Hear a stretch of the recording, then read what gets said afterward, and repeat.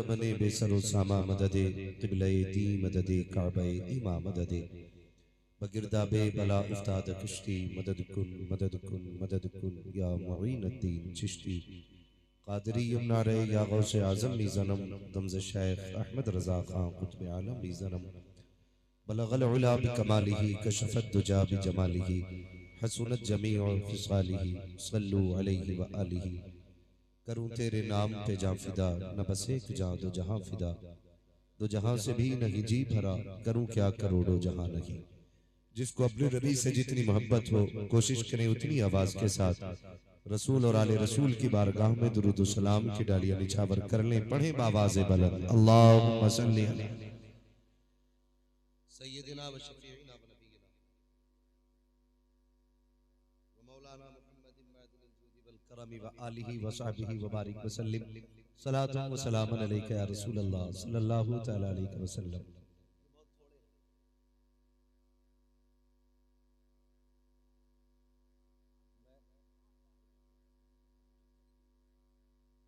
भाई अल्लाह आपको सलामत रखे। मेरे जिस भाई ने भी फरमाइश की है, मोहब्बतों का शुक्रिया। दुआ करें मेरे मौजू के तहत आपकी बात आ जाए।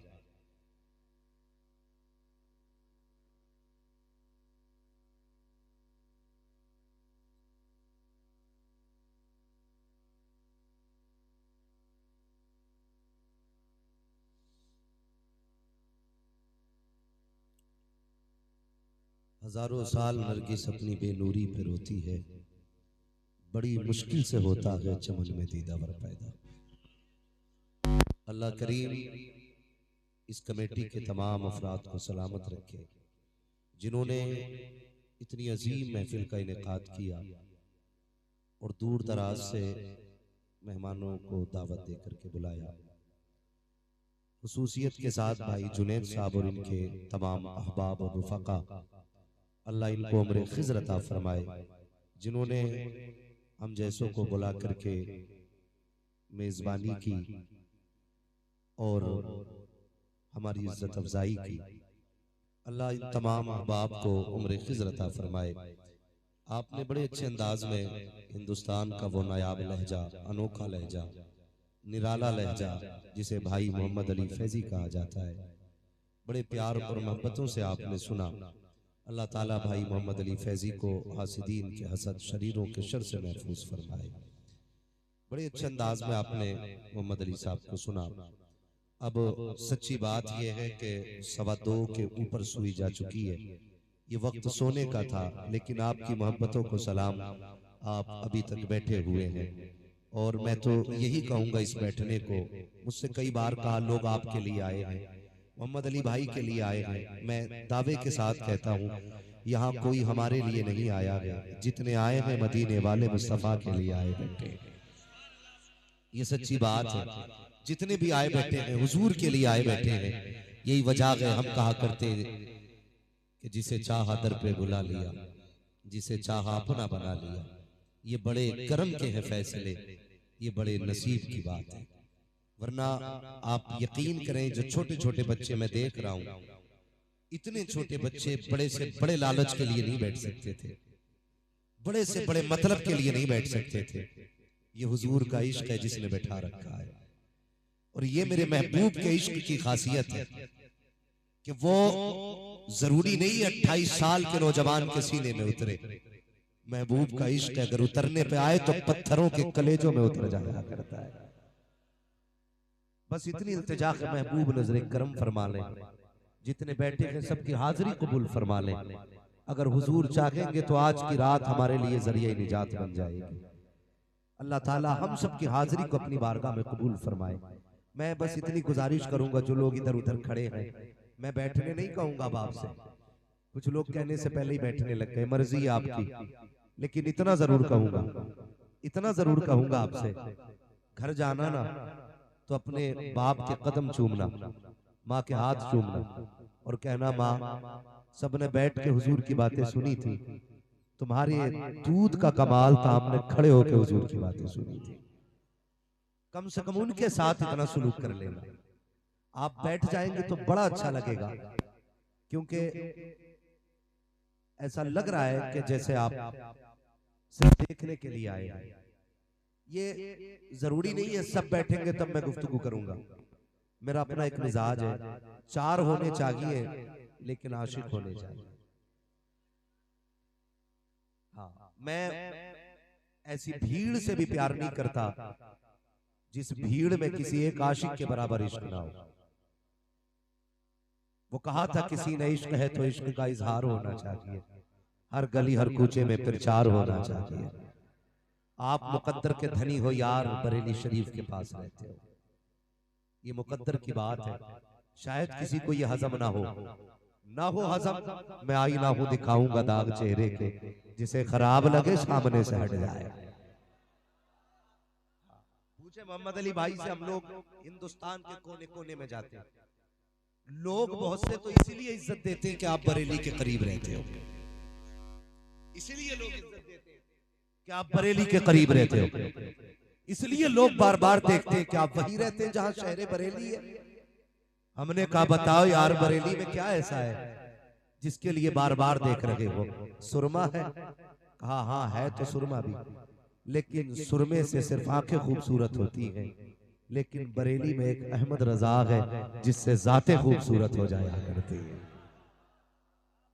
जिससे जाते खूबसूरत हो जाया करती है। उस जात को इमाम अहमद रजा कहा जाता है। पढ़ा गया मेरे मुर्शिद की शान में कलाम। कुछ लोग मुंह तक रहे थे, कुछ लोग दाद दे रहे थे, लेकिन कुछ लोग खोए हुए भी थे उस मंजर में कि जो जनाजे के वक्त देखा गया था। बस मैं इतनी गुजारिश आपसे कहूंगा, कम से कम बरेली के करीब रहने का हक अदा कर लो। बहुत बड़ी चीज नहीं मांगी है मैंने। कहां जा रहे थे? आएंगे ना? अल्लाह आपको सलामत रखे। तो कम से कम बरेली के करीब होने का हक अदा कर दीजिएगा, ताकि दुनिया को पता चले कि अगर बरेली के करीब रहने वाले इतने कट्टर सुन्नी है तो फिर बरेली में रहने वाले कितने कट्टर सुन्नी होंगे। है ना? अल्लाह आपको सलामत रखे। और फख्र किया करो यार, ये जो बांट रखा है ना, मेरे पीर ने मना किया कि मेरे पीर ने मना किया, मैं फलां दरगाह को मानता हूँ, मैं फलां दरगाह को मानता हूँ। आला हजरत को हर वो शख्स मानता है जो मदीने वाले मुस्तफ़ा को मानता है। ये फाइनल बात है। हर वो शख्स आला हजरत को मानता है जो मदीने वाले मुस्तफ़ा को मानता है। इसलिए कि आला हजरत को सिर्फ इसलिए नहीं माना जाता कि वो किसी मजार के मुजाबिर है, सिर्फ इसलिए नहीं माना जाता कि वो किसी खानका के गद्दी नशीन है।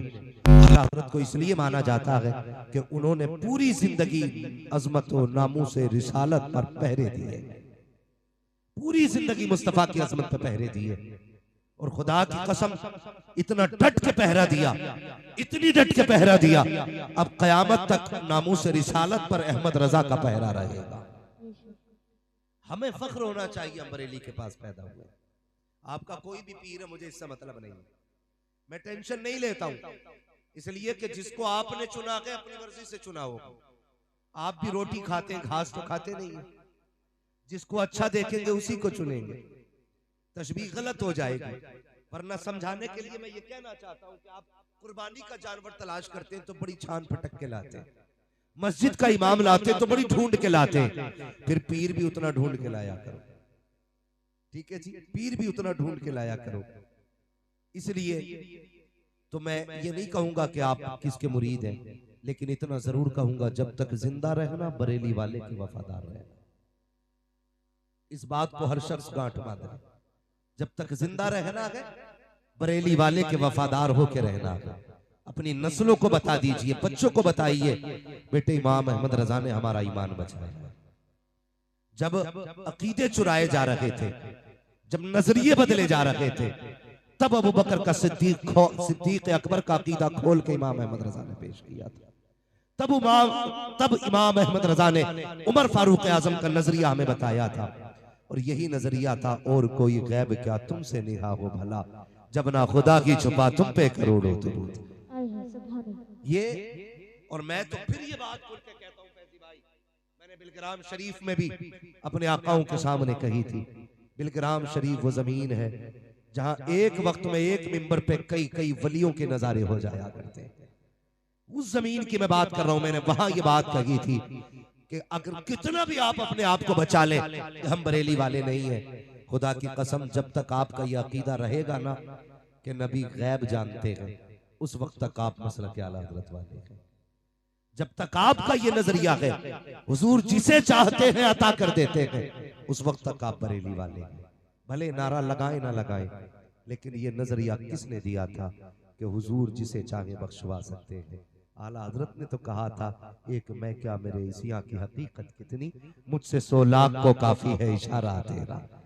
तो जिसका भी बख्शिश का नजरिया होगा वो बरेली के अहमद रजा के नजरिए पे होगा, और जो उनके नजरिए पे है वही मसला के आला हजरत वाला है। समझ गए इतनी बात? अब इस झगड़े से निकलना है। अब मैं नारा लगाऊं, मुझे लगना चाहिए सारे बरेली वाले बैठे, इश्क मोहब्बत इश्क मोहब्बत।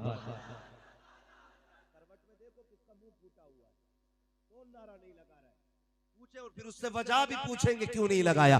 इश्क मोहब्बत इश्क मोहब्बत,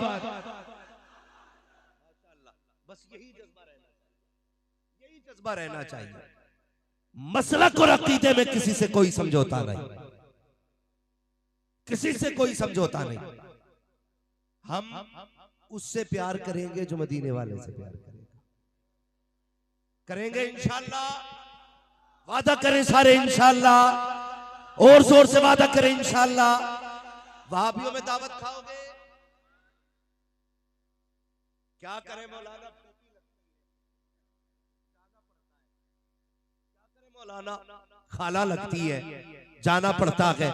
अब मेरे मुर्शिद ताजुश शरिया का सबक याद कीजिए, नबी से जो हो बेगाना उसे खुद से जुदा कर दे। ये मेरे मुर्शिद ताजुश शरिया का सबक है। नबी से जो हो बेगाना उसे दिल से जुदा कर दे, पितर मातर बिरादर मालो जा उन पर फिदा कर दे। क्यों?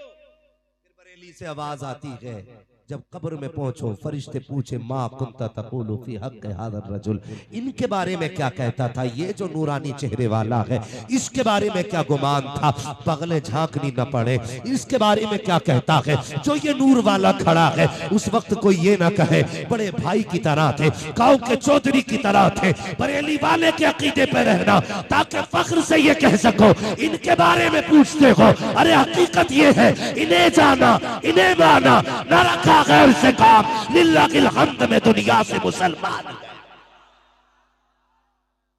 ये नजरिया अपना बना के रखें। सबसे पहली बात है अकीदा बचा के रखेंगे इंशाअल्लाह। सारे बोले इंशाअल्लाह। चुपके चुपके मैरिज हॉल में तो नहीं जाना है, बोलो सच्ची बात, नहीं जाएंगे इंशाअल्लाह। अल्लाह आपको सलामत रखे, बचिए। लोग कहते थे नहीं नहीं यार कोई मसला नहीं था, बस थोड़े से बिजनेस के मामलात थे, खाने चला गया था। एक वक्त खा के मोटा नहीं हो सकता, अलबत्ता गद्दारों में नाम आ सकता है। इसलिए इनकी दावतों से बचिए, इनके रिश्तों से बचिए, इनकी कुर्बतों से बचिए, और सिर्फ उससे प्यार कीजिए जो मदीने वाले से प्यार करता है। उससे प्यार कीजिए जो मदीने वाले से प्यार करता है। अल्लाह आपको सलामत रखे, आपकी उम्र में बरकतें करे। हालात बिगड़ते जा रहे हैं, और हमारे कुछ अहबाब ऐसे भी होंगे जो बच्चियों के रिश्ते वहाबियों में कर दिया करते, और ये कहते हैं कि जी लड़का अच्छा था इसलिए लड़की हमने दे दी। खुदारा आप बेटियों को जहन्नम में न डालिए। ये आपसे कुछ नहीं कह सकती ना, कमजोरी नहीं, इनकी मजबूरी है इनकी। ये अपने बाप को रुसवा करना नहीं चाहती, वरना जबान इनकी ये भी है, ये भी कह सकती मुझे ये निकाह कबूल नहीं, लेकिन बाप की इज्जत की खातिर ये चुप रहा करती है। आप सोच समझ के फैसला कीजिएगा। ये मत देखो पैसे वाला है कि नहीं, ये देखो मदीने वाला है कि नहीं, इसका अकीदा सलामत है कि नहीं। फर्ज कर लीजिए आपने ऐसे बंदे को बेटी दे दी जो 10 लाख रुपए महीना कमाता है, पैसे से उम्र बढ़ सकती है? पैसे से उम्र बढ़ सकती है? नहीं बढ़ सकती ना। कोई बुढ़ापा रोक सकता है? जवानी बचाई जा सकती है? नहीं। जैसे उम्र ढलेगी वैसे वैसे काम खत्म, ये फाइनल है। आप ऐसे शख्स को दामाद बना लेते हो जो 10 लाख रुपए कमाता है, फिर बता बेटी किधर जानी है? जहन्नम में। इसलिए 10 लाख कमाने वाले को दामाद ना बना, भले रोज मजदूरी करके 4 टुकड़े हलाल के कमा के लाता हो, लेकिन सुबह भी हुजूर पे दुरूद पढ़ता हो, शाम भी हुजूर पे दुरूद पढ़ता हो। ऐसे दामाद का इंतखाब कीजिएगा जो सुबह शाम मुस्तफा पे दुरूद सलाम पढ़ता हो, जो नबी से प्यार करता हो। मैं जानता हूँ प्यारे, हो सकता कि तेरी बेटी को मुर्ग मुसल्लम न मिल सके, मैं ये भी मानता हूँ शायद ये होटलों में न ले जा सके तेरी बेटी को, मैं ये भी जानता हूँ शायद तेरी बेटी को विदेश न ले जा सके, ये गरीब तेरी बेटी को लंदन और फ्रांस की सैर न करा सके, लेकिन अल्लाह की इज्जत की कसम खा के कहता हूँ, अगर अमल अच्छे हैं, अकीदा साथ लेके चला गया, तो ये भले ही तेरी बेटी को लंदन न ले जा सका, लेकिन हाथ पकड़ के उसे जन्नत में जरूर ले जा सकता है।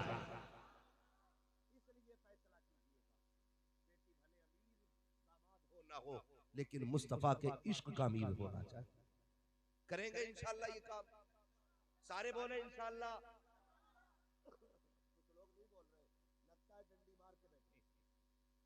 करेंगे ये काम इंशाअल्लाह। और एक बात, मेरी बात सुन लें माँ बाप के हवाले से। सारी बात यही नहीं होती है कि लड़कों पे ही जिम्मेदारी आती है, माँ बाप की भी अपनी जिम्मेदारी है। माँ बाप की भी अपनी जिम्मेदारी है। जब तक बच्चे समझदार ना हो, इन्हें पढ़ाने की जिम्मेदारी आपकी है। जब इनसे तुम 8 साल की उम्र में, 7 साल की उम्र में तंबाकू की पैकिंग कराओगे, बीड़ी की पैकिंग कराओगे, मंशियात की पैकिंग कराओगे, इनकी जवानी का क्या बनेगा? सोचा आपने? नहीं, हमारा बेटा 200 रुपए कमा के लाता है, 200 रुपए के लिए अपने बच्चों की जिंदगी बर्बाद ना करो। मजदूरी कर लो। मारा वाले कहते हैं आधी रोटी खाएंगे, बच्चों को पढ़ाएंगे। ये पैगाम याद कीजिए, कर मजदूरी, पढ़ा बच्चों को। खुदा की कसम, पूरी जिंदगी टूटी जूतियों में काट, कल जब तेरे बेटे की जेब पे कलम लगा होगा, दुनिया देख के कहेगी फला का बेटा जा रखा है। खुदा की कसम खा के कहता हूँ, इतना बेटे का कलेजा चौड़ा नहीं होता है जितना बेटे की इज्जत से बाप का कलेजा चौड़ा हो जाया। इसलिए बेटों को पढ़ाइए, बचपन से इनकी कमाई पे लालची न बनिए। पेट तो भर ही जाना है, आधी रोटी से भी भरना है, एक रोटी से भी भरना है, मगर बच्चों को पढ़ाना है। सबसे पीछे तालीम में हम लोग हैं। जलसे सबसे ज्यादा हमारी कौम में होते, चंदे सबसे ज्यादा हमारी कौम में होते, सबसे ज्यादा खर्च करने वाले हम लोग हैं, लेकिन तालीम में सबसे पीछे हम लोग। गलत कह रहा हूं? तालीम में सबसे पीछे हम लोग हैं। मुझे बताया जाए होता क्या है। अल्लाह भला करे आप लोगों का मेरी नजरों के सामने मजार भी है। मुझे लगता है शायद ये मजार के हवाले से जलसा सजा होगा। अल्लाह आपको सलामत रखे। हमारी कौम इतनी अंधी हो चुकी है, कई जगह पे उर्स होते, लेकिन वहां पे एक तरफ नचनिया को बैठाया जाता है, एक तरफ बेगैरत को बैठाया जाता है, और चंद मन चले लड़के आगे खड़े होते हैं, 10-10 हजार की गड्डियां यूं लेके उड़ा दिया करते हैं। कहते मौज आ गई, रात भर मस्ती आ गई, इतनी मौज उड़ाई है यार, कसम खुदा की थकन नहीं उतर रही है। मुझे बताओ तो सही, ऐसी कौन सी कौम होगी सबसे जाहिर जिसके जवान हो, सबसे पीछे जिसकी कौम हो, और वो नचनियों पे 10-10 हजार की गड्डियां लुटाए। अगर तुझे पैसा ज्यादा मिला है, उसी पैसे को उठा, गांव के सारे बच्चों का सर्वे कर, देख स्कूल के अंदर टॉप क्लास के नंबर किसके आए हैं, पढ़ने में सबसे अच्छा कौन है। अगर फीस भरने के लिए पैसे नहीं है तो उठा वो पैसे उस गरीब बच्चे की पढ़ाई में लगा दे। अगर तेरे दिए पैसे से वो बच्चा IAS बन गया, IPS बन गया, MBBS बन गया, खुदा की कसम कहता हूँ वो IPS बाद में बनेगा, गुलामे रसूल पहले बनेगा, MBBS बाद में बनेगा, गुलामे मुस्तफा पहले बनेगा। अगर तेरे पैसे से ये डॉक्टर के साथ साथ गुलामे मुस्तफा बन गया तो दवा बाद में देगा, हुजूर पे दुरूद पहले पड़ेगा, गोली बाद में देगा, सलाम पहले पड़ेगा। इसकी दवा में असर हो ना हो, लेकिन इसके दुरूद में अल्लाह शिफा अता फरमा दे। अगर हम कहें तो मुजरिम मौलवी, कोई फर्क नहीं पड़ता, लेकिन खुदारा अपने गांव को आगे बढ़ाओ, अपने लोगों को आगे बढ़ाओ, अपने बच्चों को आगे बढ़ाओ।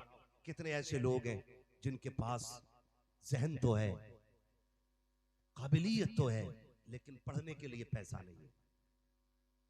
उनके बाजू बन जाओ, उनकी हिम्मत बन जाओ, खड़े हो जाओ काबिल बच्चों के साथ।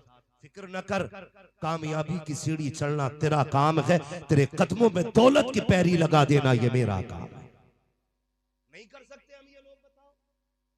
जो कौम एक जलसे के लिए 17 लाख का चंदा कर सकती है, वो एक बच्चे को पढ़ाने के लिए 50 लाख का चंदा नहीं कर सकती। बोलो बताया जाए मुझे। हम कर सकते हैं लेकिन सोच नहीं हमारी। अल्लाह आपको सलामत रखे। आपने बता दिया उर्स पे भी मुस्तफा की बातें की जाएंगी, नहीं बुलाई जाएगी। कहता मौज आनी चाहिए ऐसी बुलाना। वो बुढ़ा जिसे ईशा में मस्जिद का रास्ता दिखाई नहीं देता, वो भी कुर्सी से उठ उठ के कहता वाह वाह। ये डर नहीं लग रहा झटके में सांस भी रुक सकती है, सामने आ चुके हो सच्चा, मगर उछल उछल जा रहा है। जो पैर कब्र में लटक गए उनसे हम तमाशे देखने जा सकते हैं लेकिन मस्जिद नहीं जा सकते। बार बार चश्मा साफ करके देख लिया, साफ नहीं दिख रही। कुरान पढ़ने कह दो तो कहता हुरूफ नहीं दिखते। क्यों? ये दूर होते जा रहे हैं, हमें दूर किया जा रहा है हमारे दीन से। खुदारा बदलिए अपने आप को। पूरी जिंदगी बेटे का हाथ पकड़ के हमने डांस की पार्टियां दिखाई, फिर कहता बेटा इज्जत नहीं कर रहा। जब पता जब अब्बा ही मेरे बराबर का बेगैरत है तो फिर इज्जत किसकी करनी है? अब्बा बराबर खुल के लगा रहा था, तो बेटे इज्जत करेंगे? खुद मुझे बताया जाए, बेटे इज्जत करेंगे? अल्लाह अकबर। सुने, गौर से सुनिएगा, नस्ल किन की अच्छी होती है? हसनैन करीमैन ने, खास करके इमाम हसन रजी अल्लाह ताला मौलाए कायनात मौला अली के शहजादे फरमाते हैं हमने पूरी जिंदगी अपनी अम्मी फातिमा के साथ कभी एक लुकमा खाना नहीं खाया। ताज्जुब होगा आपको सुनकर के, अल्लाह आपको सलामत रखे। सुने नस्ल कैसे अच्छी होती है कि हमने कभी अपनी माँ के साथ एक प्लेट में खाना नहीं खाया। हुजूर क्यों? फरमाते हैं सिर्फ इस ख्याल से कहीं ऐसा ना हो जिस लुकमे पे जिस दाने पे मेरी माँ की नजर हो, कहीं अनजाने में वो लुकमा मेरे मुंह में न चला जाए। इतना माँ का एहतराम करते थे। फिर नस्लें कैसी पैदा हुई, उनकी नस्ल में रब ने कैसे कैसे शहजादे पैदा किए। देखे तो सही, आप अच्छे होंगे तो औलाद अच्छी होगी, आप दुरुस्त होंगे तो औलाद दुरुस्त होगी। अगर आप गाने सुनेंगे तो बेटा डांस देखेगा, आप डांस देखोगे तो लड़का जाएगा मुजरे देखने के लिए। खुद क्यों नहीं समझते इस चीज को? बदलिए अपने आप को। खुद भी कुरान पढ़ा कीजिए, बच्चों को भी कुरान पढ़ाया कीजिए। गलत नहीं कह रहा हूं, इतना बड़ा मजमा मेरे सामने, जरा दिल पे हाथ रख के बताइए हम में से कितने ऐसे होंगे जिन्होंने 8 दिन से कुरान नहीं खोला होगा,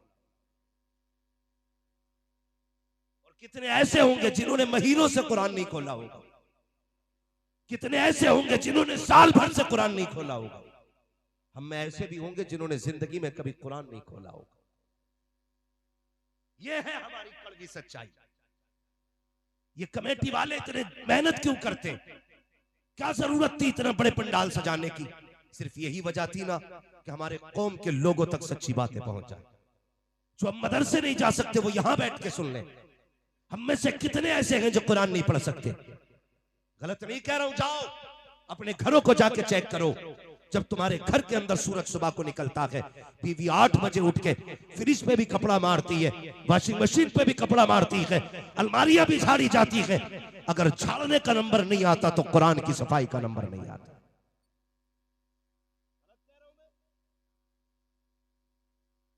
बताया जाए एक घर के अंदर 8 मर्द है तो 9 मोबाइल तो होंगे, 7 नहीं होंगे।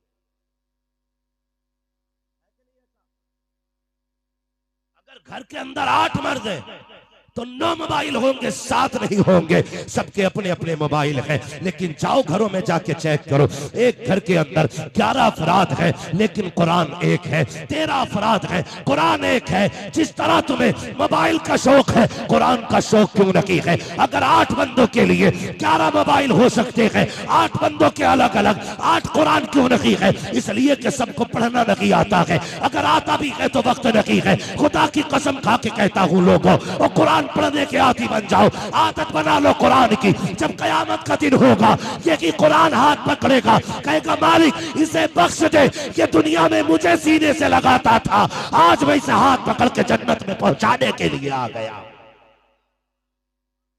जाओ अपनी बीवियों से पूछो क्यों नहीं झाड़ा इन्होंने कुरान को। अभी मेला लग जाए, साथी की दुकान पे नंबर नहीं आता,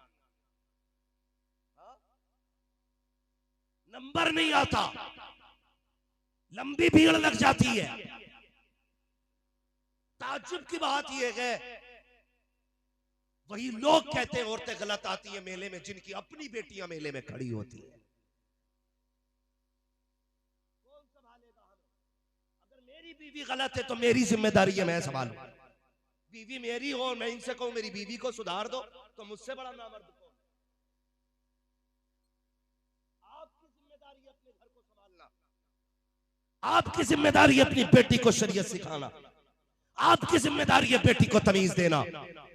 मुझे बताइए, अगर इस्लाम बेटी को नमाज के लिए मस्जिद में नहीं जाने देता तो सामान खरीदने के लिए बाजार में जाने की इजाजत कैसे दे सकता?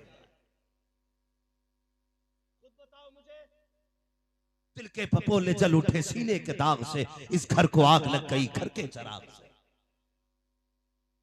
हमने खुद अपनी इज्जत का जनाजा निकाला है, खुद अपनी इज्जत का जनाजा निकाला। खुदारा अपनी बेटियों को समझाइए, अपनी बहनों को दीन सिखाइए। बताइए, ये बाजार तुम्हारे लिए नहीं। कितनी इज्जत इस्लाम ने दी, खुदा की कसम सोच नहीं सकते। जिस औरत को पैर की जूती समझा जाता था, फिर महबूब ने कितनी इज्जत बख्शी। फरमाया ये माँ बनेगी तो औलाद के लिए जन्नत है, ये बेटी बनेगी तो माँ बाप के लिए जन्नत है, बीवी बनेगी तो शोहर के लिए राहत है। खुदा की कसम जितने रिश्ते बनाए महबूब ने सब में इज्जतें बख्शी है, सब में इज्जतें बख्शी हैं। और सोचो तो सही, बेटे को सिर्फ बाप के घर जाती है, औरत को दोनों जगह मिला, शोहर के यहाँ भी उसका हक और बाप के यहाँ भी उसका हक।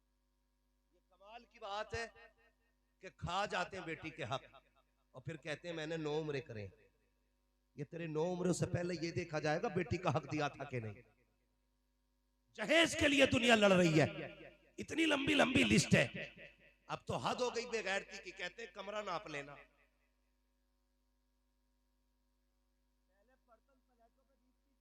अब तो इतने ओछे नंगे हो गए, कमरा नाप लेना का, क्योंकि उसमें अलमारी आपको बनवानी है, फर्नीचर भी आपका होगा। जब औकात नहीं थी बीवी लाने की तो तुझे मशवरा किसने दिया निकाह करने का? पूरी कौम जूझ रही है इस चीज को लेकर, लेकिन फर्क नहीं पड़ रहा है हम पे। कहते कमरा नाप लेना का, क्यों कि 13 फीट चौड़ाई है, 17 फीट लंबाई है का, क्यों कि पूरे में फर्नीचर बनना है। तो बेगैरत अपने घर में रह ही गलत रहा है, सास ससुर के गोली मार वहीं पे कब्जा करके बैठ जा। कहती नहीं है, मुझे बताओ। लेकिन नीयतें खराब होती जा रही है, बदलिए अपने आप को।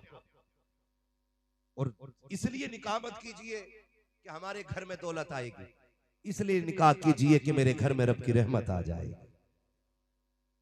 जिन्होंने दौलत के लिए निकाह किए, कहेंगे हमारे भाई अल्लाह सलामत रखे, बिल्ला लगाना भी आपका, हाँ सलामत रखे अल्लाह आपको। बस सुने मेरी बात, जिन लोगों ने इसलिए निकाह किए दौलत आएगी, तो उनकी औरत ने सारी दौलत में आग लगवा दी। कभी कुहाड़ा पीर, कभी अजमेर शरीफ, कभी बगदाद शरीफ, कभी किसी बाजार पे, कभी किसी बाजार पे जा रही है, भूत ही नहीं उतर रहे। उतरेंगे कहां से? चढ़े हो तो उतरे, जब खुद ही भूत नहीं हो तो कुछ होने वाला है नहीं ना। तो खुदारा दीन वाली लड़कियां तलाश करें, रिश्ते के लिए दीन वाली लड़कियां तलाश करें। इसलिए कि जमीन अच्छी होती है तो फसल अच्छी होती है, माँ अच्छी होती है तो नस्ल अच्छी होती है।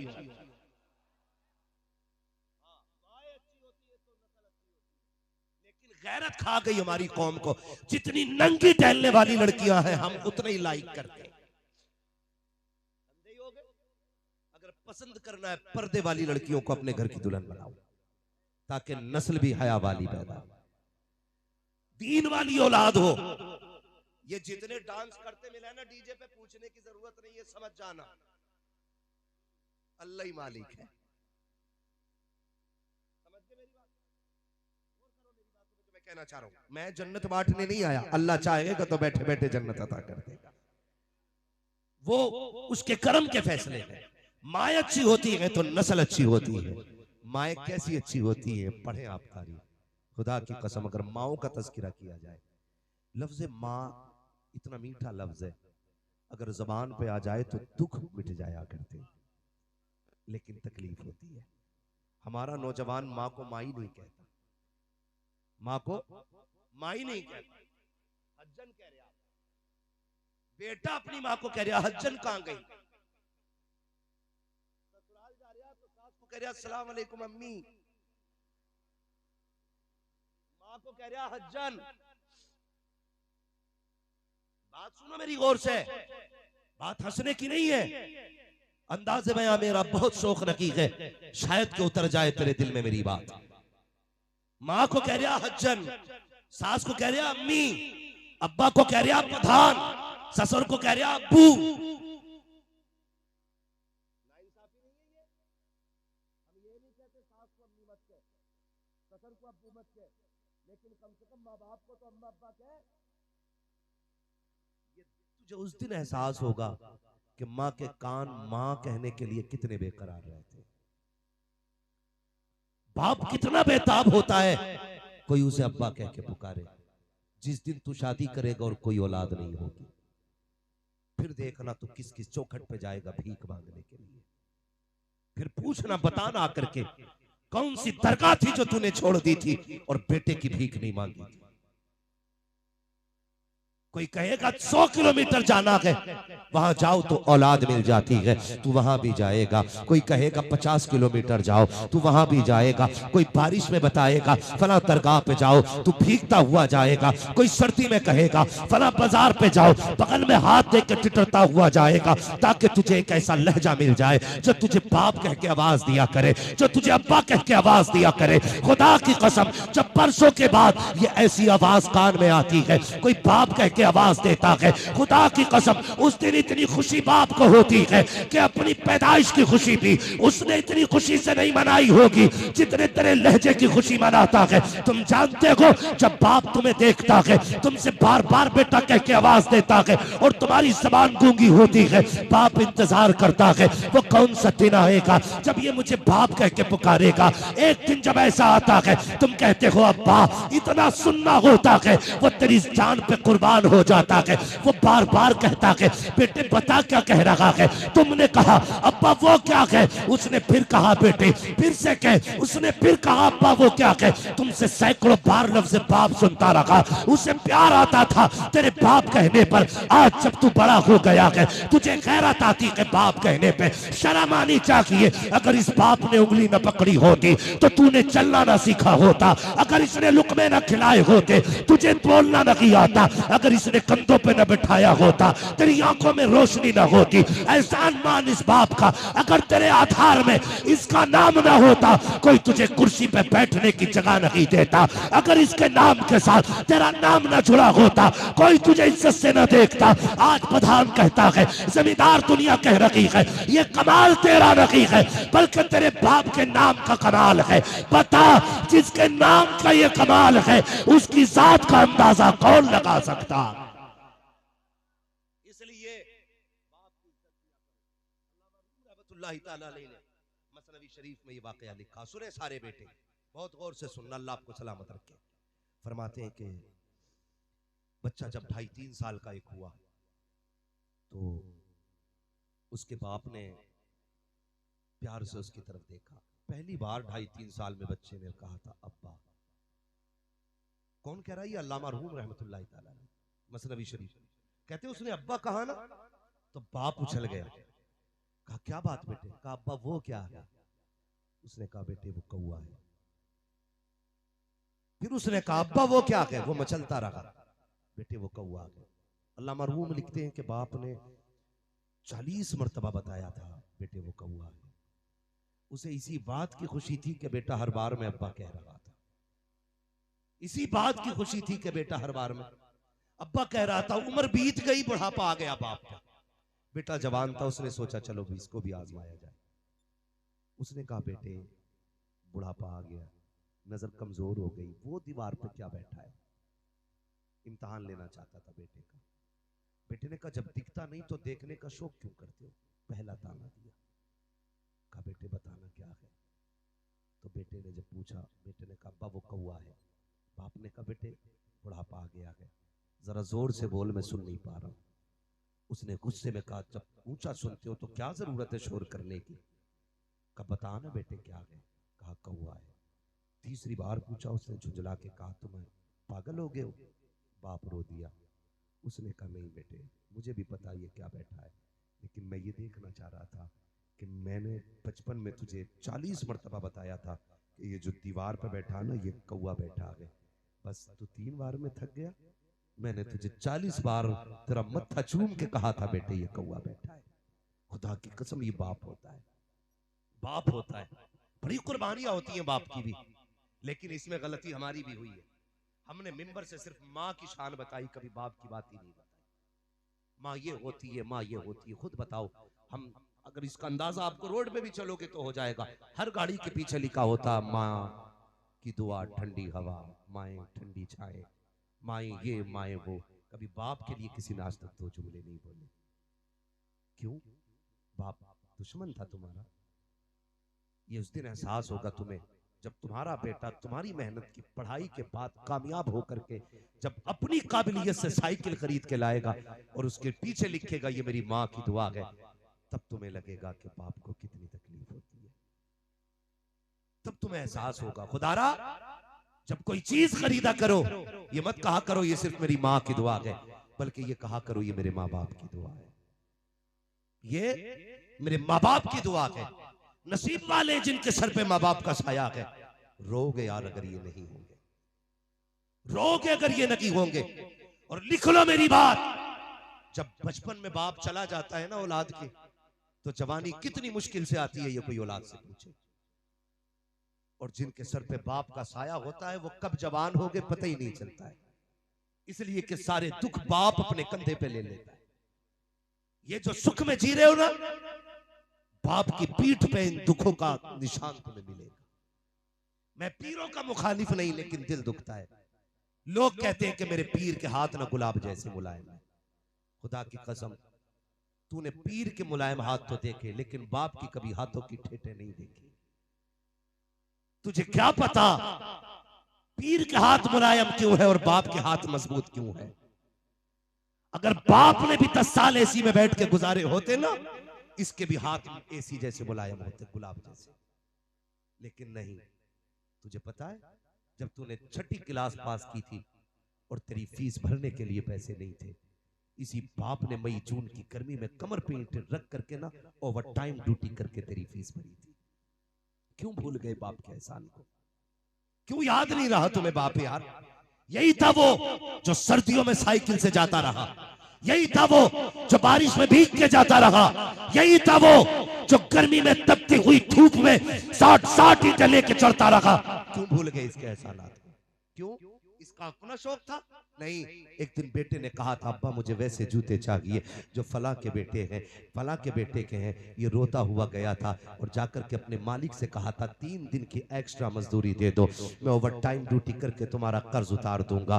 और जब ये कर्ज का पैसा लेकर के रात को तेरे लिए जूते लेकर के लौटा था, खुदा की कसम तूने इसकी मुस्कुराहट नहीं देखी थी। जब ये तेरे पास लेकर के आया जूते, इसने बीवी से कहा मेरा बेटा कहाँ है? उसने कहा सो गया है। कहा उठा तो सकी, मैं इसके पसंद के कपड़े लेके आया हूँ, इसके पसंद के जूते लेके आया हूँ।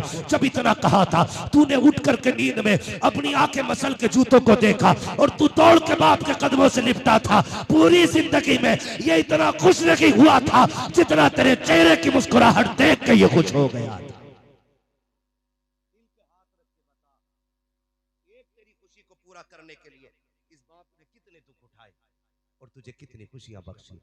आज क्या तूने भी बाप की खुशी पूरी की है? इतने बड़े मजमे में मैं चाहता हूं काश मेरे कान सुने, मेरी आंखें देखे कोई ऐसा नौजवान हो जो परदेश जाते जाते ये कह के बीवी से गया हो, सुन आज के बाद जो भी खाना बनेगा वो तेरी मर्जी से नहीं मेरे माँ बाप की मर्जी से बनेगा। कितने लोग ऐसे मिलते हैं? सुने, संडे संडे बीवी को लेके जाते हो शॉपिंग के लिए, अल्लाह तौफीक दे तो माँ बाप को भी ले जाया करो। कम से कम ईद ईद पे माँ बाप को कपड़े बना लिया करो। इज्जत की जिंदगी जिलाओ माँ बाप को, उन्हें यकीन दिलाओ कि तुम उनकी औलाद हो, उनसे प्यार करते हो। कभी सोचा हमने? सोच भी नहीं सकती उनकी कुर्बानियों को। खुदारा माँ बाप की इज्जत किया करो। फरमाया गया जो मुस्कुरा के माँ बाप का चेहरा देख लेता है अल्लाह उसे हज मकबूल का सवाब अता फरमा दिया करता है। लोग 50-50 हजार फीट ऊपर उड़ के जाते हैं, 5 लाख खर्च करके हज करके आते हैं, लेकिन कोई सर्टिफिकेट नहीं है हज कबूल है कि नहीं। मुस्तफा फरमाते हैं सुबह उठ ना उड़ 50,000 फीट की ऊंचाई पे, ना खर्च कर 5 लाख 4 लाख, सुबह उठ के मुस्कुरा के माँ बाप का चेहरा देख, अल्लाह तुझे घर बैठे बैठे हज मकबूल का सवाब अता फरमाएगा। ये काम कीजिएगा, माँ बाप की इज्जत कीजिएगा। और सुनिए, जो चीज मेहनतों से नहीं मिला करती है ना, वो माँ बाप की दुआओं से मिल जाया करती है। माँ बाप की दुआओं से मिल जाया करती है। जरा सी बीमारी हो जाती है, हम लोग दौड़ पड़ते हैं, किधर जाना कि फला जगह झाड़ू चढ़ानी है, उस जगह लोटा चढ़ाना है, तब जाके हमारी दुआएं कबूल होंगी। सुनो प्यारे, अल्लाह तौफीक दे तो ना दौड़ा करो, सबसे पहले सुबह उठ के माँ की खिदमत में जाया करो, उसका दुपट्टा पकड़ के दुआ मांगा करो, बाप की जूतियां सर पे रख के दुआ मांगा करो। खुदा की कसम, जो दुआएं कहीं कबूल नहीं होती है वो माँ बाप के कदमों में कबूल हो जाया करती है, इनकी बारगाह में कबूल हो जाया करती है। तारीख उठा करके देखो, सुनना प्यारे, बहुत प्यारी बात है। मेरे महबूब का, मेरे मुस्तफा का एक आशिक है, दुनिया उवैस कहा करती है। आप तारीख का ये बाप पलट करके देखिए, तब आपको पता चलेगा माँ बाप क्या हुआ करते हैं। जरा गौर करना प्यारे, कौन है उवैस करनी, जिनकी नाबीना माँ है, जो कुछ खुद से नहीं कर सकती है, इकलौते बेटे है उवैस करनी। खाना भी माँ को खुद खिलाते हैं, पानी भी खुद पिलाते हैं, खिदमत भी खुद किया करते हैं। लेकिन नबी से इश्क इतना था, कभी हुजूर से मुलाकात ना हो सकी। जब भी कोई मदीने से आता था, उससे पूछते थे यार तूने मेरे महबूब को देखा होगा, बता उनका चेहरा कैसा था, उनकी जुल्फें कैसी थी, वो बोलते हैं तो कैसा लगता है, वो जब चलते हैं तो कैसा लगता है। अब सोच सकते हो इश्क कैसा होगा, लेकिन पूरी जिंदगी कभी हुजूर से मुलाकात नहीं की है। एक दिन माँ के कदमों में बैठे हुए हैं, माँ के पैर दबाने लग जाते हैं। अल्लाह अकबर, इश्क सरकार ने ऐसा होंचकोला मारा कि आंख के आंसू टपक के माँ के कदमों पे आ गिरे। माँ तो माँ होती है यार, बेटों के आंसुओं की गर्मी से महसूस कर लेती है, सीने में दर्द कितना है। कहता लगते जिक्र बता तो सकी, रो क्यों रहा है। कहते अम्मी आज मुझे आका की बड़ी याद आ रही है, ए माँ आज इजाजत दे दे, अगर न जा सका शायद कि उनके गम में मर जाऊं। जैसी इतनी बात माँ ने सुनी है, कहा बेटे ठीक है, अगर जाना की चाहता है तो जा, कल मदीने चले जाना और मेरी सारी जरूरत का सामान रख के चले जाना। माँ ने इतना कहा, बेटे ने सारा सामान रखा, माँ से इजाजत ली, जाने लगे। माँ ने कहा लगते जिक्र, कहा क्या, कहा जा रहे हो बेटे, कहा हाँ अम्मी, का इतना काम करना बेटे, सूरज छुपने से पहले आ जाना। कौन कह रहा है? उवैस करनी की अम्मी कह रही है, सूरज छुपने से पहले आ जाना। हजरत उवैस करनी दौड़े, काफिले के साथ चले, काफिला आराम के लिए ठहर गया, उवैस करनी नहीं ठहरे बल्कि दौड़ते रहे। काफिला रुक गया, आप आगे चले जाते हैं। जो पहुंचे हैं मदीना शरीफ, जल्दी से पूछा हुजूर कहाँ मिलेंगे, किसी ने कहा मस्जिद नबी में मिलेंगे। दौड़ करके गए, देखा मस्जिद भी खाली है, कहा आप कहाँ मिलेंगे, कहा हो सकता हुजरे आयशा में मिल जाए। पहुंचे उस तरह दौलत पर, खटखटाया, आवाज आई, मन दक्कल बाप, किसने दरवाजा बजाया है, कहा कि मैं आया हूँ। कहा क्यों आए हो, कहा हुजूर से मुलाकात करनी है। अंदर से हजरत खदीजा, हजरत आयशा सिद्दीका की आवाज आती है, हुजूर अभी अभी बाहर चले गए हैं, थोड़ी देर ठहर जाओ, आ जाएंगे। अल्लाह अकबर, उवैस करनी रो देते हैं, कहते हैं अगर मेरे पास वक्त होता पूरी जिंदगी इनकी राहों में बैठ के गुजार लेता, लेकिन क्या करूं वक्त ने साथ न दिया, सूरज छुपने से पहले घर जाना है। ये कह के कहते हैं उम्मुल मोमिनीन इजाजत हो तो मैं अंदर आना चाहता हूँ। क्या करोगे, कहा हुजूर न सकी, कम से कम वो बिस्तर देखूंगा जिसपे मेरे महबूब बैठा करते हैं, वो मसरत देखूंगा जहां मेरे आका टेक लगाते हैं। इतनी बात कही, उम्मुल मोमिनीन फरमाती है मैं तो पर्दे में चली गई, इतने में उवैस अंदर आए, बिखरे हुए बाल है, कपड़ों पे गर्द के हालात है। कहते कभी दीवार चूमते थे, कभी मेहराब चूमते थे, कभी मुस्तफा का बिस्तर चूमते थे। मैंने ये हालत देखी, मैं भी बेकरार हो गई। का इतना इश्क करता है तो ठहर क्यों नहीं जाता। का दीवाने ने कहा था मेरे महबूब आ जाए, मेरा सलाम कहते देना, कहना मजबूरी है वरना पूरी जिंदगी तेरी राहों में बैठ के गुजार देता। ये कह के उवैस करनी तो वापस आ जाते हैं। अभी उवैस निकले हैं, इतने में सरकार आते हैं। आने के बाद मेरे नबी ने लंबी लंबी सांसें लेना शुरू की है। फरमाते हैं आयशा का जी या रसूल अल्लाह, क्या कोई आकर के गया है? कहा हाँ आका, आया था एक दीवाना जिसके बाल बिखरे हुए थे, कपड़ों से पूरा आशिक लग रहा था। कहा जानती हो वो कौन था? कहा अल्लाह व रसूलुहु आलम, या तो अल्लाह जानता है या उसका महबूब जानता है। अब आका की आंख में आंसू आए। फरमाया आयशा खुशबू बता रही है मेरा उवैस आकर के गया है, ये हवाएं बता रही है मेरा उवैस आकर के गया है। कहा उमर जल्दी कीजिए मेरे उवैस को बुला के लाइए, अबू बकर दौड़िए मेरे उवैस को बुला करके लाइए। लेकिन कहा जाते, अब तक तो देर हो चुकी थी, उवैस मदीना छोड़ चुके थे। अल्लाह अकबर, दौड़ते दौड़ते घर तशरीफ लाए हैं। जैसी दरवाजे पे आए हैं तो माँ होती है, कोई आवाज नहीं। दिल टूटा है आज उवैस का। आज हालात ने उवैस को इतना तोड़ दिया है कि जिंदगी भर का ख्वाब चकनाचूर हो गया है। आज उवैस बेकरार है। दरवाजे पे आहिस्ता से कदम रखा, लेकिन माँ थी यार, जैसी आहट हुई है पहले ही माँ ने कहा बेटा उवैस आ गया है। और नौजवानों, परदेश जाते हो शौक पूरे करने के लिए, गाड़ी बंगलों के लिए, ना छोड़ा करो माँ बाप को। तुम्हें खुदा का वास्ता, गाड़ी बंगले फिर भी मिल जाएंगे लेकिन माँ बाप दोबारा नहीं मिलेंगे। जाकर के तुम ऐश करोगे, ऐश तो जिंदगी भर के लिए काफी है, लेकिन माँ बाप दोबारा नहीं मिला करते हैं। तुम कहते हो माँ बाप को प्यार नहीं है, मुझे बता तो सकी, तुझे पता चला माँ बीमार है, तूने 5,000 लगा दिए। तुझे पता चला माँ की तबीयत खराब है, तूने 10,000 लगा दिए। लेकिन अगर तू बीमार था, परदेश में था, तुझे बुखार आया, तूने फोन नहीं किया, तूने खत नहीं लिखा, लेकिन जैसी तुझे बुखार आया, इधर रात के 3 बजे माँ उठ के बैठ जाती है, फजर तक सोती नहीं है, सुबह का इंतजार कर रही है, सुबह को मुसल्ले पे आती है, हाथ उठा के पहले तेरे लिए दुआ करती है, उसके बाद शोहर से कहती है चलो जी फोन तो लगाओ, मेरे बेटे की खैरियत मालूम करनी है। कहा हुआ क्या है? कहा रात से मुझे नींद नहीं आ रही है, कहीं मेरा बेटा बीमार तो नहीं है। तो शोहर ने ये कह दिया हो सकता है तेरा वहम हो, जहन का ये गुमान हो तेरे, ए मेरी बीवी वो खैरियत से होगा, बीमार होता तो खबर करता। ये कह के बाप ने टाला, लेकिन माँ ने कहा जरा फोन तो लगाओ। नसीब वाले को यार जिनकी माएँ है, जब फोन की घंटी बजती है बेटे की आहिस्ता आवाज निकल जाती है, माँ का कलेजा बाहर आता है। माँ कहती बता मेरे लाल, इतना आहिस्ता कभी नहीं बोला, आज क्या हो गया है?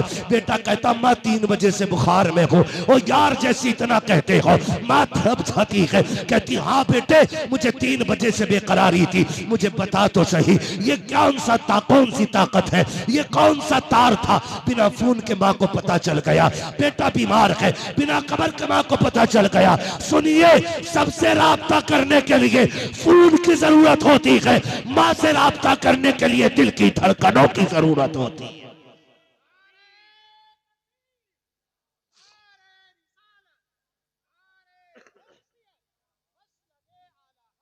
खुदारा माँ की इज्जत किया करो, ये माँ होती है। परदेश जाते हो ना, परदेश जाते हो, तुम चाहे 10 लाख महीने के कमाते हो, 2 लाख कमाते हो, लेकिन माँ का जब भी फोन आता है पहली आवाज ये होती है मेरे लाल रोटी खा ली, खाना खा लिया? खुदा की कसम ये जात है जो तेरे एक एक लुकमे की फिक्र करती है। और ये आज बता जाऊं, मेरी माँ बहनें बैठी हैं, माँ कभी भी बहू से नहीं लड़ती है। माँ कभी भी बहू से नहीं लड़ती है।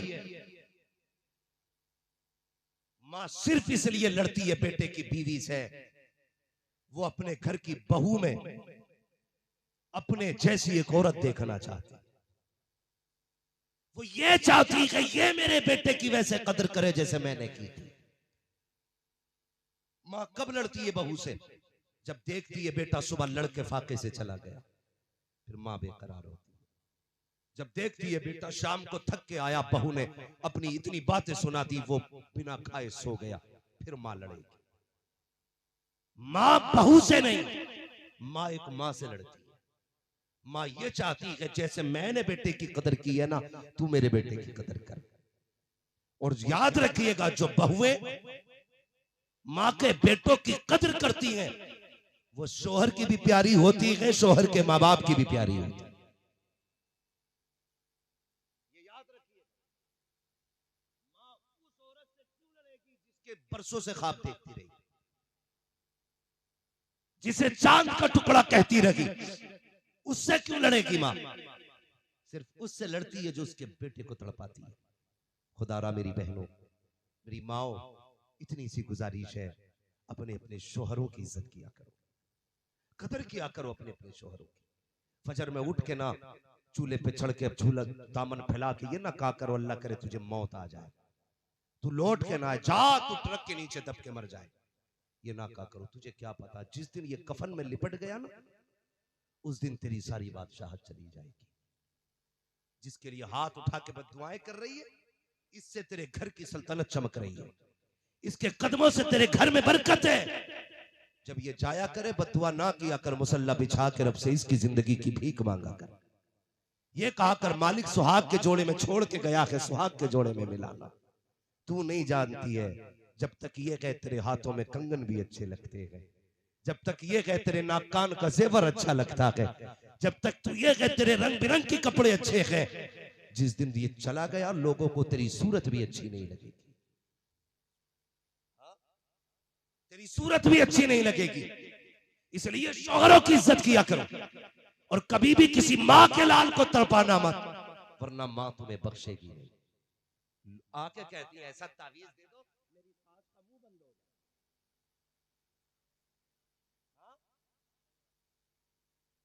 ऐसा तावीज दे दो जो सास के मुंह में ताला लग जा। हमसे काहे लगवा रही, गला दबा दे, ना होगी ना तुझे देखेगी। जब तू रोज तमाशा करेगी उसके बेटे के साथ, वो छोड़ देगी तुझे? वो तो बेटे के लिए अपनी जिंदगी की परवाह नहीं करती, तो तू क्या है? अगर चाहती है वो तुझसे प्यार करे तो तू उसके बेटे की इज्जत किया कर। ये समझाया करो बेटियों को, ये समझाया करो बेटियों को। इसलिए मेरे भाई माँ बाप की इज्जत करेंगे, सारे बोलो करेंगे माँ बाप की इज्जत। आज की महफिल अज़मत वालिदैन है। बस आखिरी बात, उवैस करनी दरवाजे पे आए, माँ ने कहा आ गए बेटे, सुने माँ क्या होता है, आ गए बेटे, जी अम्मी। माँ ने कहा आ मेरे करीब, आके बैठ गए, माँ भी बैठ गई। उवैस करनी कहते मेरी माँ ने कहा बेटे जिसके लिए तड़पता रहा, अब बता वो तेरा महबूब कैसा है।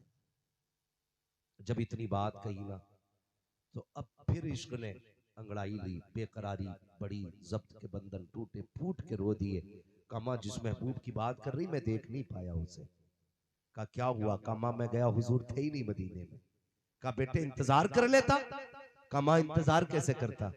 माँ तूने कहा था सूरज छुपने से पहले आ जाना, तेरी बात कैसे टाल देता? अगर तुझे नाराज कर देता मेरा रब नाराज हो जाता, तुझे नाराज कर देता मेरा रब नाराज हो जाता। कहा माँ इसलिए मैं तेरी रजा के लिए महबूब का चेहरा छोड़ आया। माँ का दामन फैला, आंचल उठा के माँ ने कहा मालिक मेरे बेटे ने ना तेरे महबूब का भी दीदार छोड़ दिया मेरी रजा के लिए। ए अल्लाह मेरे बेटे को वो इज्जतें दे, वो इज्जतें दे कि सारा जमाना जहां जहां तेरे महबूब की बातें करे वहां वहां मेरे बेटे वैस करने की भी बातें होनी चाहिए।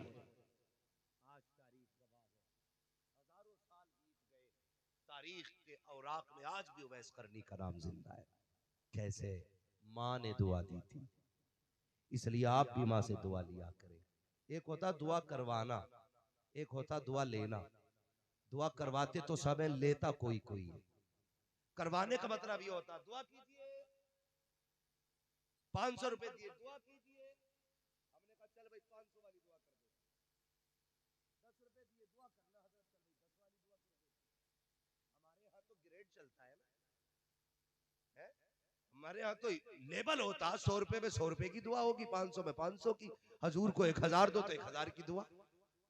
लेकिन माँ बाप होते जो फ्री में तुम्हें अरबों खरबों की दुआएं दे दिया करते, इनकी इज्जत करना। रात को जब ये सो के उठते इनकी आंख खुल जाती है ना, ये अल्लाह से कुछ नहीं मांगते, कहते हैं अल्लाह हम ठीक है, हमारे लालों को सलामत रखना। ये माँ बाप होते जब भी कभी कोई गाड़ी ले, बंगला बनाए, मकान बनाए, खाली ये नहीं लिखना मेरी माँ की दुआ है। क्या लिखोगे? अल्लाह सलामत रखे। क्या लिख रहा है? जोर से क्या लिखना है? माँ बाप की दुआ है, यही लिखना है। बाप की भी इज्जत करनी है, माँ की भी इज्जत करनी है। ये बात अलग है कि हक माँ का ज्यादा होता है, शान बाप की भी कम नहीं होती है। खुद एक बात सोचिए, एक बात जरा दिमाग से, कि हमारी जन्नत माँ के कदमों के नीचे। किसके? सारे बोले माँ के कदमों के नीचे। पीछे वाले क्यों नहीं बोल रहे? ये माँ से पैदा नहीं हुए पेड़ से उतरे? किसके कदमों के नीचे? कुछ लोग तो यही सोच रहे हैं कि जन्नत भी बीवी के कदमों के नीचे। जन्नत किसके कदमों के नीचे है? माँ के कदमों के नीचे। और माँ की जन्नत बाप के कदमों के नीचे। सोच, जिसके कदमों में तेरी जन्नत है, फिर उसकी जन्नत जिसके कदमों में है, तो फिर अगर माँ का ये मकाम है तो फिर बाप की शान का आलम क्या होगा? कई बार तो ऐसा होता है, लल्ला अम्मा को साथ लेके बैठ जाता, अब्बा को फरार। अब्बा तेरी बैठक मेरी बैठक, आरे जाड़े। कभी इसके चूल्हे के आगे अब्बा बैठेगा, कभी इस चौराहे पे आग के आगे बैठेगा, अम्मा कंबल में मौज कर रही है। ये ना करना। एक नया कंबल माँ को लाके देना है तो एक नया कंबल बाप को भी लाके देना है। करेंगे इंशाअल्लाह, ये काम करना है, वरना खैरियत नहीं है। माँ की भी इज्जत करनी है, बाप की भी इज्जत करनी है। अब्बा से पूछे लड़के कैसे रखने, कहते अल्लाह का करम है, मेरा लड़का 6 टाइम खाना दे रहा। देता नहीं है एक टाइम में, लेकिन बाप कभी बेटों की बेइज्जती नहीं करता। वो क्या कहता है कि नहीं, अगर मैंने बेटों का राज खोला मेरे बेटे रुसवा हो जाएंगे। ये सोच के कभी नहीं कहता। वो कहता 3 टाइम खिला रहा मेरा बेटा। समझना हो ना कितना फर्माबरदार बेटा है। अगर किसी का बाप आग बुझने के बाद राख पे भी बैठा रहे तो समझ लेना कि इसकी औलाद इसकी इज्जत नहीं करती है। देखिए ना, आग बुझ जाती है फिर भी लोग कुरेदते रहते, राख बुझ जाती है फिर भी कुत्ते पिल्ले की तरह बैठे रहते। होता है कि नहीं ऐसा? जब सब उठ जाते तो उसमें कुत्ते आके बैठ जाते। ये आम बात है, हम भाई गांव के रहने वाले लोग हैं, आसमान से नहीं उतरे, सब देखते हैं हम लोग भी। तो अगर तुम्हें यह देखना हो कौन बाप की इज्जत करता है कौन नहीं, तो जिसका बाप सर्दी में किसी राख के आगे बैठा हो, समझ लेना बेटे इज्जत नहीं करते। और जिसका बाप आग को भी सलाम करके चला जाए, चलो जी तापो असी घर जा, हम तो भैया ऐसे ही घर पे जाके सोएंगे आराम से, तो समझ लेना इसकी घर में बड़ी इज्जत है। ये हमारे घर की बहू है, अल्लाह इन्हें सलामत रखे। कहती है बुढ़ों का क्या काम घर में, निकलो बाहर। अरे ये पूरी जिंदगी बाहर रहा है, कम से कम अभी से एक कमरे में इज्जत से रहने दिया जाए। 40 साल मजदूरी करके एक छत पाटी थी इसने, उसे भी तूने घेर लिया। परिंदे इसलिए घोंसले बनाते हैं ताकि चैन से जी सके। जमीन में रहने वाले कीड़े इसलिए बिल बनाते हैं ताकि हादसों से बच सके। इंसान जब मकान बनाता है तो वो कुछ नहीं सोचता होगा। वो बाप जिसने पूरी छत बना डाली उसने भी सोचा होगा बुढ़ापे में काम आएगी। और बुढ़ापे में बहुएं कहती है निकलो जी यहाँ से, बुढ़ापे में तुम्हारा घर में क्या काम है, जहर दे दो इन्हें, कोई काम नहीं है, बर्बाद कर दो, इनमें आग लगा दो, तुम्हें क्या पता है। इनकी इज्जत किया करो बेटी। तुम अपने बाप के घर थी, 18 लोगों का खाना बनाती थी, तब हाथ नहीं टूटते थे। ससुराल में आके 5 का बनाते हुए हाथ टूट जाते हैं। ये ना इंसाफी क्यों करती हो? जैसे वहां 12 का भाई बहन समझ के बनाती थी, यहाँ भी 11 का भाई बहन समझ के रोटियां बनाया करो। लेकिन अपने भाई भाई होते हैं और शोहर के भाई कसाई होते हैं। इंसाफ करो। जिस तरह अपने बाप को इज्जत देती हो इस तरह अपने ससुर को इज्जत दिया करो। तुम इन्हें बाप वाला एहतराम दो, ये तुम्हें बेटी वाला प्यार दे। हर घर के अंदर ये नियम लागू करो, हर बहू को अपने ससुर को बाप कह के आवाज देनी होगी। बेटी वाला किरदार अदा करना होगा, फिर हर बाप अपने बाप होने का हक अदा करेगा। लेकिन अल्लाह खैर करे, सास अलग कैमरा लगाए बैठी है, ससुर अलग जासूस बना बैठा है, लल्ला विदेश पे पहरे दे रहा, औरत घर में आतंकवादी है। जैसे ही आया बॉर्डर से कमा के, अम्मा कहती तुझे पता है डायन है डायन। अब्बा कहता हम तो कुछ बोलेंगे ही नहीं भाई, हम तो फंस गए इसे लाके।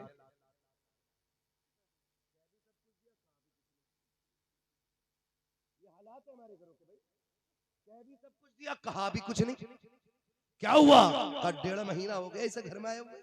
हाँ, कि इसे ये नहीं पता कब कहाँ रखे हैं अभी तक। हर बार में लल्ली को आवाज दे घर की, अकेले काम करना नहीं चाहती। बर्तन कहाँ है लल्ली बता के। अरे पगले माँ बाप हो, तुम भी तो समझो यार, नई है, उसे क्या पता क्या चीज कहाँ आ गए। इसलिए वो पुला पुला के पूछ रही है, आज बताओ कल नहीं पूछेंगे। लेकिन तुम तो कैमरा लगाए बैठे हो, पहले ही आतंकवादी कह दिया। मजाल है उससे कब टूट जाए। खैरियत नहीं है, पूरा घर बरस पड़ता। अपनी बेटी ने अगर सोने का हार भी तोड़ दिया कोई बात नहीं, अल्लाह और देगा। बहू से कब टूट गया? तेरे बाप ने दिया था, हराम का आया है।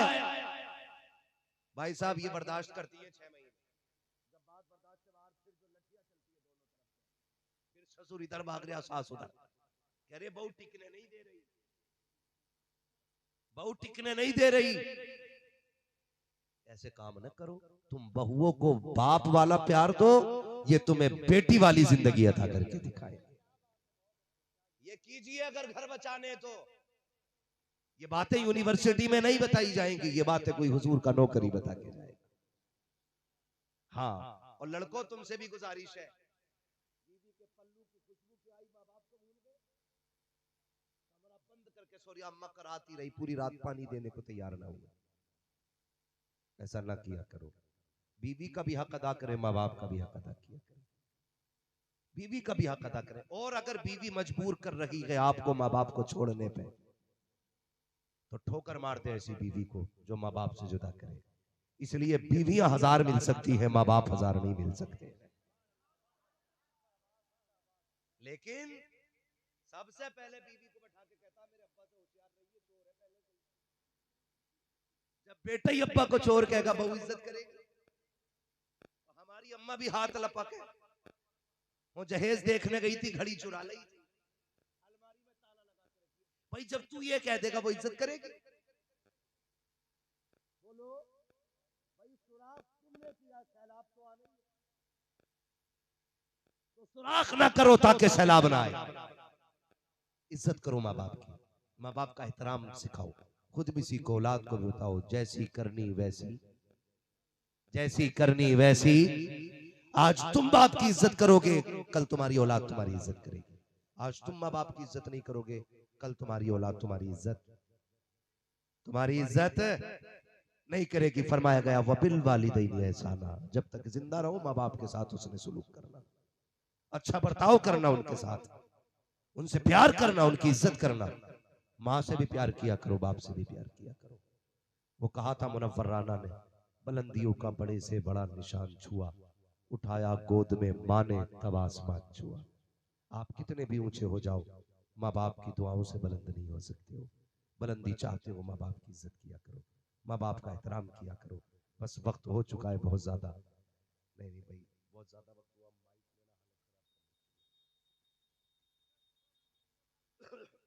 ये शजरा पढ़ने का माइक, अल्लाह सलामत रखे भाई। भाई उस शजरे की फरमाइश है, ऑपरेटर साहब थोड़ा सा जरा